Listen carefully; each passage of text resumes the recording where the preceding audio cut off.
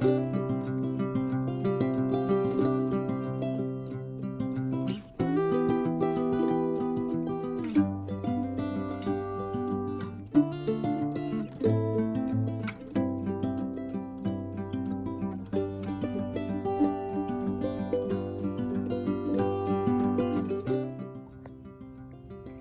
guys, I'm out in my garden today and I wanted to shoot a vlog about the top 5 mistakes I have made as a beginner gardener. Now, I have been gardening by myself for 3 years. Up until the last 3 years, I have either lived somewhere where I could not garden, or I have lived somewhere where the gardening was done for me and I just kind of went and got what I wanted out of the garden. Like my grandpa had taught me how to garden and my uncle that lived with him. They were good buddies when both of their wives passed away. They moved in together and they were a hoot. Now my uncle is still alive, but my grandpa is not, and so my garden, it's a very special thing for me because my grandpa instilled this in me and my uncle helped my grandma. So the last 3 years have been an adventure and a journey, but there have been mistakes made in my garden and I'd like to share those with you guys if that's okay. And so I'm gonna get to my top 5 beginning gardener mistakes. If I told you that this is the first time I have ever spaced my tomatoes 18 to 24 inches apart, I'd be telling you the truth. Last year, I was gardening in 3 small raised beds. We lived in a property with an HOA, and that HOA did not allow a garden. I mean, they allowed gardens of this size, but where we live, it's not possible without some sort of infrastructure, and they didn't allow the infrastructure. And so, I would try to pack as many tomatoes as I could in my small 4x10 raised bed, and I think I planted like 28 28 tomatoes in that teeny bed last year, and that wasn't the only thing in that bed. Now, if you could imagine, I didn't get very many tomatoes. I did get tomatoes. Some of the plants got really sick and never produced anything, and the ones that didn't get sick are the ones I got tomatoes off of. And so my biggest mistake was not spacing my tomatoes far enough apart. Tomatoes are not the only thing I'm guilty of doing this with, but this year I did it correctly because I knew over the last 3 years that, you know, that's never worked. Putting 28 tomatoes and, 40 square feet of space is not gonna work. It's never gonna work. And so that is my number 1 mistake, is spacing. This year, I spaced my garden properly, so let me show you. My tomatoes are all spaced anywhere between 18 and 24 inches apart. This is the first time since I've been gardening alone that I have properly spaced things out. Same with my peppers. Now, peppers like to be a little closer together. I have only had success with peppers when they were planted close together. And then over here, with my lettuce is the other big thing that I've been a big culprit of not spacing it properly. Now, lettuce, you can get away with it. This year I did space it a little more spread out, but I've been known to just throw seeds on top of each other, and at that point you get these little tiny bits of lettuce, and you can have baby greens that way. They're delicious. But if you want like a big full lettuce leaf, you're never gonna get it if you sow your lettuce that way. So I'll come in here and show you how spaced out my plants are now. They're about every inch apart or so. There's a couple of extra ones in there, nothing too serious, but I've got these beautiful big full lettuce leaves. But spacing, that's my number 1. Number 2 is trellising. Now, trellising is one of those things that's very subjective. It's whatever you want. Now, up until this point, I have not had a means of trellising. Like, my raised beds were so short that like a 16-foot cattle panel was not gonna fit in them. But this year, I have 2 types of trellising, a third that I'm gonna do later in the year that I'm gonna tell you about. But before, in my last garden for my tomatoes, I went and bought 6-foot wooden stakes, and they did the job. So if you're in a pinch and you need something to put your tomato on, it's better to put it on something rather than nothing. And the 6-foot wooden stakes worked. But by the end of the season, they were like leaning over, hugging one another, and you really don't want that. You want something a little more sturdy. And so this year, I'll show you what I've got going on for that. So my tomato trellis is obviously a 16-foot cattle panel. They are 6 foot high from the ground up. So the T-posts are about 1.5 feet in the ground, but from the ground to the top of the trellis, they are 6 foot tall. The other kind of trellis I have is an arch trellis. These are just 3 basic arch trellises, and I have them back to back to back. Green beans on this one, melons on that one, cucumbers on that one. So this will be beautiful when it's done, I'm really hoping. But this is my second kind of trellis. Now, the third kind of trellis, which I have never tried any of these really until this year because of the space, but I have heard of these before, and I know you guys have too. Devoted Roots and Refuge fans. That's where I learned this from. I have never seen someone take a hog panel or a cattle panel and bend it up and make an arch trellis until I started watching them. But it's cheap, it's efficient, it adds space to your garden that wasn't there before.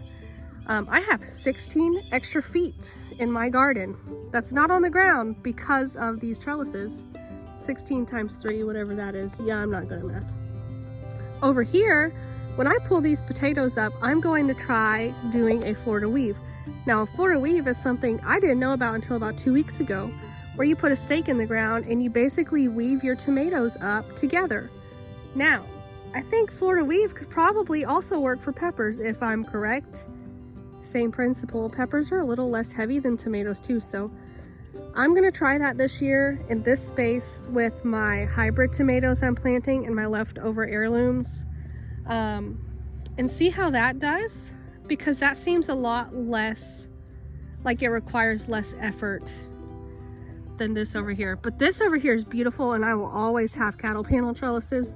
But if I ever have extra tomatoes and I don't have the money to go spend, I think between the 3 trellises there, I spent about 200 bucks just between the T-posts and the trellises. Oh, actually, it was all 6 of these cattle panels, that's not expensive, you guys, but a lot of people don't have $200 laying around. Now, people do have 15 bucks laying around to go buy a bunch of T-posts. Stick them in the ground and get some good heavy-duty yarn or string or twine. And the Florida weave is just, you weave the twine in between the tomatoes, and then you go back the other direction and you do it again, and it holds them up. And so if you are on a budget, I would say that's your way to go. Number 3, I am a huge culprit of planting my plants too early.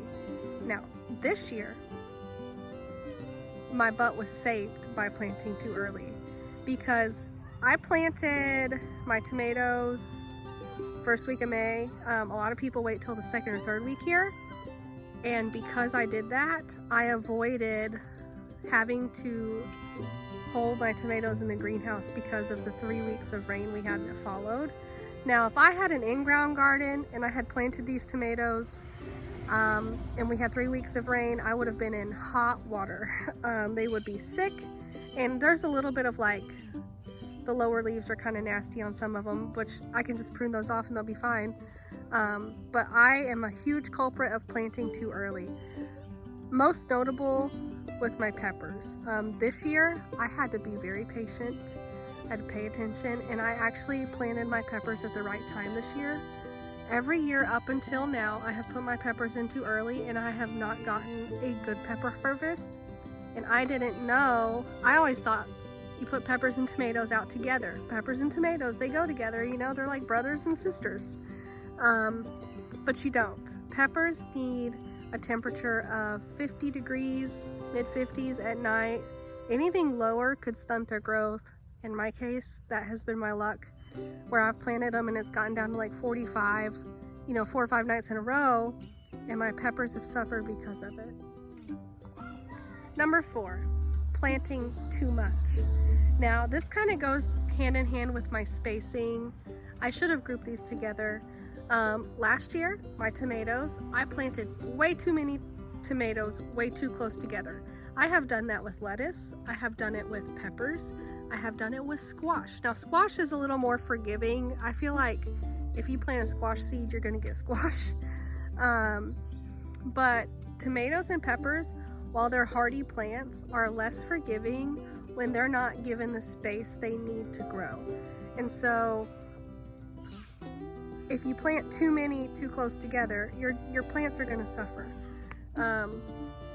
Also, if you're not used to gardening on a large scale, planting too much is going to be really hard on you. You're not going to know what to do with it. Start small, work your way bigger.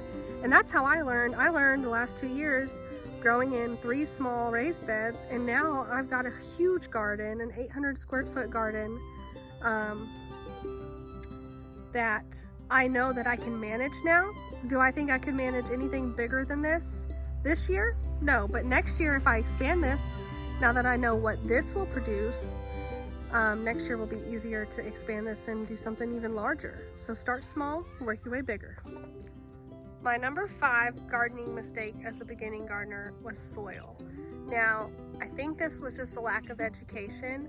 The last time I bought soil for my raised beds, and I thought, man, the soil just doesn't look right. I ordered something called Super Soil here in Southwest Missouri. They actually don't sell it that way anymore. You have to mix it yourself now. And I was told that it was a topsoil compost mix, 50-50. It was the worst soil. It had rocks in it. I mean, I remember pulling rocks out of my garden bed the entire time we were at that property. And I didn't have huge garden beds. It shouldn't have taken me that long, but it was like I cleared the top off and then more would come up to the top, you know? This time what I did was I ordered topsoil and compost separately. I put the topsoil in first. I did a whole layer of topsoil in the bottom of this garden, and I put the compost directly on top. I did not mix it together. And my plants this year look a lot healthier than they have ever looked. My production so far is better. I have never been able to get ahead on a broccoli plant, and then this year I did. I'm sure the soil has something to do with that. And timing. I mean, timing too. I didn't know the timing of broccoli. You know, the last 2 years I was trying to figure it out. But I just laid the compost over the top of the soil. I did not mix it together. And I think my garden is going to benefit from that. Now the soil is close enough underneath the compost that the roots are going to be able to go down and grab it. But to mix it together, I felt like would have just made this a very muddy garden where compost tends to be drier. So I ordered extra compost. There's about 4 inches of compost in this garden. It goes about 4 inches deep. So it's hard to explain, but I wanted the top layer to be kind of dry because I'm going to be walking in this, but I wanted it to hold moisture underneath. Now I know you can do that with mulch, but I did not have the money this year to do 800 square foot of topsoil, 800 square foot of compost, and then 800 square foot of mulch. So this year, I'm not going to be able to mulch my garden, I don't think. And the straw around here for mulching, it's not good. I used that in my last garden, and I had weeds for days. So if you guys know where to source good straw mulch or who to source it from, drop that in the comments below. I would love to know for next year, because next year I will be able to mulch my garden properly. This year I'm just gonna have to be really good about pulling weeds. It's just something I've come to terms with. You can't win all your battles at once, and don't try, because you're gonna lose your mind doing so. Thanks for watching, you guys. Drop your top 5 gardening mistakes below in the comments, and I'll see you on the next one. Bye.